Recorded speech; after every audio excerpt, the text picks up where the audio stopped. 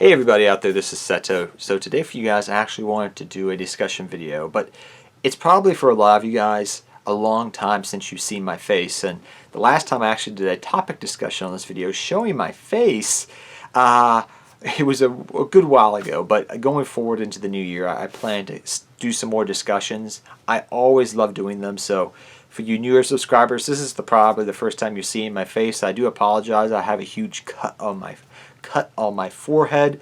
I also want to let you guys know we're going to be doing a Q&A coming up for the 15,000 subscribers we hit a week or so ago. So I'll be putting that out shortly. But I just wanted to do some more discussions, guys. Talk to you guys. I enjoyed not just doing deck profiles on this channel, but talking about the game of Yu-Gi-Oh! And I don't mind showing my face, even when I got huge cuts on my forehead.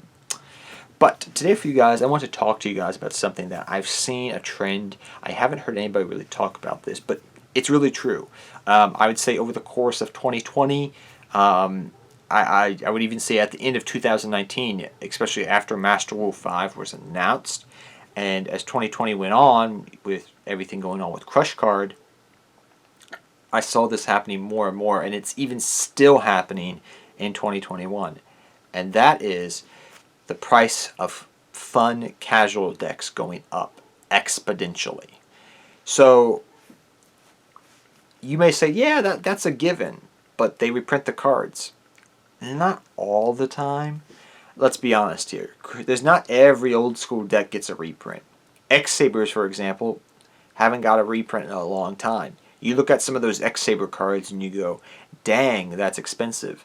Scraps, which just recently got new support. Some of those scrap cards are still expensive when you start adding the core up. And, you know, it's not that long ago, even before, you know, when these decks were not being played a lot, that a lot of this stuff was cheap.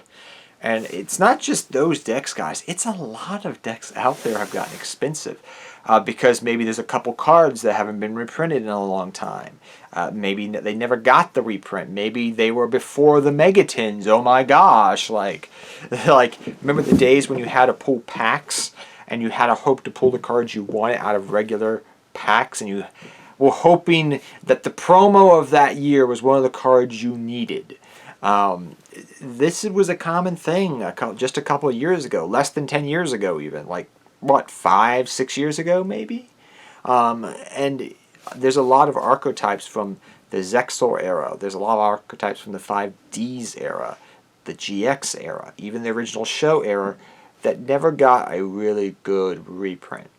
And a lot of these cards and archetypes have gone up in price. And we've also seen a spike in just casual Yu-Gi-Oh! As older players are coming back into the game because Crush Card, they're at home, they're playing more. Because Master Rule 5 is back. That ignited, I feel like, and is still going on, of just more people bringing a lot of older players back who were just not happy with Master Rule 4. But we're just seeing so many decks just for casual stuff going up in price. I mean, and also I think it's investing too, people are trying to do, and that's a different topic for a different video, which I as someone who works in banking and used to work at a card shop, I have a unique perspective, I think, in some aspects, and I deal with the financial investments and everything in banking at a bank, and also I worked at a card shop, so not a lot of people have that experience to my knowledge, so that's a different topic for investing in Yu-Gi-Oh! But what I'm saying is people are investing, and they're buying out stuff, and they're buying out a lot of old stuff. I mean, how many times do you go to, if you go on TCG Play, if you go on eBay, you're trying like, oh, I want to build this deck, scraps, for example, but you go back and all the scrap stuff has been brought out. Well, crud. Did it get a reprint in the last 6 years? Nope, that means it's probably going to be up in price.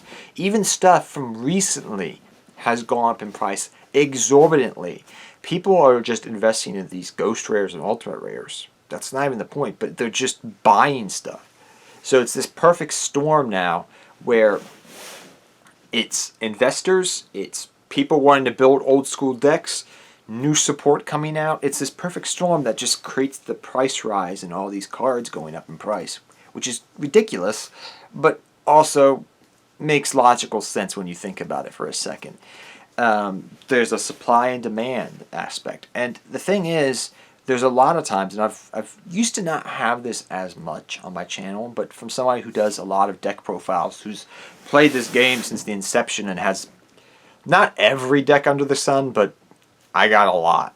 So saying that, there's a lot of times when people will say, I don't own these cards. What can I use as a substitute? And I used to get that a little bit, you know, a couple of years ago even. But in 2020, and I really got a lot of comments like that. Oh, dang, this deck is so expensive. What can I use as a supplement? Oh, dang, this deck is so expensive. What can I use as a supplement? And I got that a lot more. And I thought it was just me because the channel was doing good, but a lot more comments. Even on decks that you wouldn't consider to be meta. Because the thing for years was, guys, if you haven't been around this game for a long time, or you took a break and came back, it used to be, for I'd say almost a decade, a situation where the meta decks are going to be up here in price, and the casual decks will be down here in price. Now, when a new set comes out, that is the case. That is strictly the case, even to this day. That still plays true.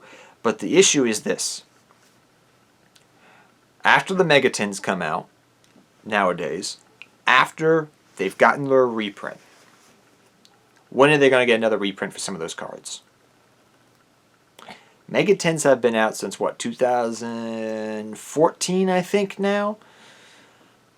There's a lot of stuff in those that hasn't been reprinted since then, guys, out of those Megatins and those sets, even to this day. The chase cards, the random price spikes, they get branded in OTS packs. Battles of Legend, side sets. Here and there they do get reprinted. That's a given. But not everything does, and a lot of it doesn't. And it's caused a problem. And this is a long problem, but as the game and the longevity of Yu-Gi-Oh! Keeps going, I mean, literally, guys, there were people 5 years ago telling me Yu-Gi-Oh! Was going to be dead by 2021. That never happened. Maybe dead in real life tournaments, but not for Yu-Gi-Oh! As a whole. And I feel like, sorry about the noise, but I feel like that it's just crazy how expensive casual fun decks have gotten. It's ridiculous. And I'm not, and I thought, okay, maybe it's just the higher end cards, you know. If I'm building Galaxy Eyes, the Ghost Rare Galaxy Eye Dragon, that's where the money's at. No, that's not the case anymore. I looked at prices recently before the reprints just happened with the Legendary Collection 2 boxes, and I looked at the prices. And I was like, my gosh, why are Galaxy Eyes just so much in general? And I was just astounded. There were certain cards I was just like, why is every copy of this so expensive? And just a year ago, it wasn't the case. They were $1 here, $1 there. Now they're $5, $6, and $5, $6 is not a lot in the grand scheme of things.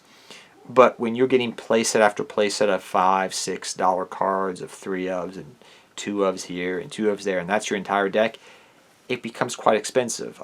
A good example of mine, which I'm happy I kept it, is my spellbook deck profile. My spellbook deck. A lot of the spellbook cards haven't gotten reprints in a long time, which has caused a lot of those cards to go up in price. Look it up. You know, people always tell me, oh, I even got comments on the deck profile of people saying, oh, dang, I wish I had Silent Magician. I'd run that build, but I don't own it. I have to run it this way. And it sucks that you have to run your deck a certain way because Konami hasn't printed the cards in, when was Millennium Set reprinted? Like 3-4 years ago now? I mean, come on, man. Like, that shouldn't be an issue. And again, it goes back, guys. And I know I'm rambling a little bit here, but I've given you the reasons probably why. Investors trying to invest in Yu-Gi-Oh! More people coming back to the game of Yu-Gi-Oh! More people wanting to build fun decks because it was 2020 and 2021 because there's no tournaments going on. You just want to build something fun. I had that happen to me, guys, this past year. I got so bored of, you know, just not being able to play Yu-Gi-Oh! I was building freaking Gate Guardian and freaking Giant Soldier of Stone deck profiles. Like, They haven't gotten support in what? Giant Soldier of Stone got support in Cosmo Blazer and GX, like not GX, Zexal. And when was the last time Gate Guardian got support? Metal Raiders, I think it was. So, I mean, if I'm feeling that, there's probably other people going down that route. Was my thought process, and it's crazy. It's ridiculous, and I'm happy in a way that when I started doing this channel, when I did, I was lucky enough that I built all these decks over the years, because I know a lot of players, what they'll do is, as I wrap this up here, guys, they'll buy a deck, they'll play it, they'll sell it to make, and they'll lose a profit, but they'll use that money to go buy a new deck. And then a couple of years go by and they're like, oh, that was such a fun deck to play, I want to rebuild it. They look at the price and go, heck no, that's too expensive, and just, I'm not going to rebuild that. And I was lucky enough that I didn't have to do that, and I just accumulated all these decks and sleeves and boxed them up, and oh, new support? Because a couple of years ago, what I stopped doing, guys, is I said, okay, if I'm going to build a deck, I'm going to play it, and I'm not going to sell it afterwards, because you never know when indirect support can make your deck relevant again. You don't know. You just don't. Was anybody expecting scrap support? No. Was anybody expecting this support and that support? Besides the Dark Magician, the Blue Eyes White Dragon, the Red Eyes Black Dragon, your hero support. You don't know. Besides the the main antagonists, main characters from the original show or GX, like your Cyber Dragons, you don't know when your deck is going to get new support that's going to make it relevant. You don't. And that's why I'm always an advocate of build your decks wisely. If you're going to invest money in a deck, make sure it's a deck you like and are going to keep long term, and it's not just a deck that you're just playing because it's the meta. It's cool to have a meta deck, but if you're going to build a fun casual deck, and that's another reason I'll mention this too as I finish up again, is make sure you like it and you're not going to sell it, because you can rarity bump stuff. That's always going to be staple, like Gravekeepers. I got my 3 recruiters in my Gravekeeper deck years ago for like $3. $3 out of the Legendary Collection Yugi's World. Now they're like $10 a piece, I think, something crazy. And I was like, oh my gosh, like that was a good investment. So, and what I think the case is, and this just occurred to me, and I was thinking a little bit about this early on, is with the investments and everything, it's also Yu-Gi-Oh players. If Yu-Gi-Oh players are building a fun casual deck, are they more or less likely to get rid of their higher-end cards? They're less likely. Why? Because it's a deck. They've invested money in that deck because they like that deck, and they're not planning to sell it, so there's not as many available on the market. That's another reason for price spiking. So it's a perfect storm.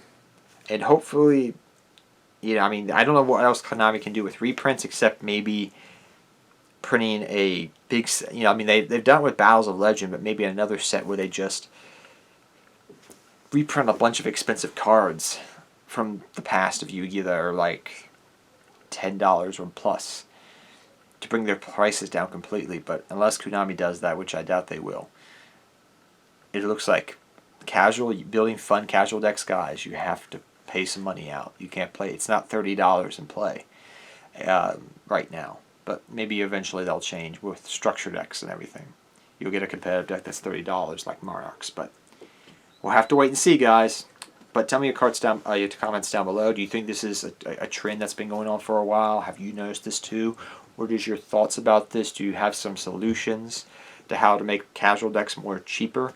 I would love to hear your thoughts. But till next time, guys, take care. Have fun dueling. Good luck dueling to all of you. And I'll see you all next time. Take care, everybody.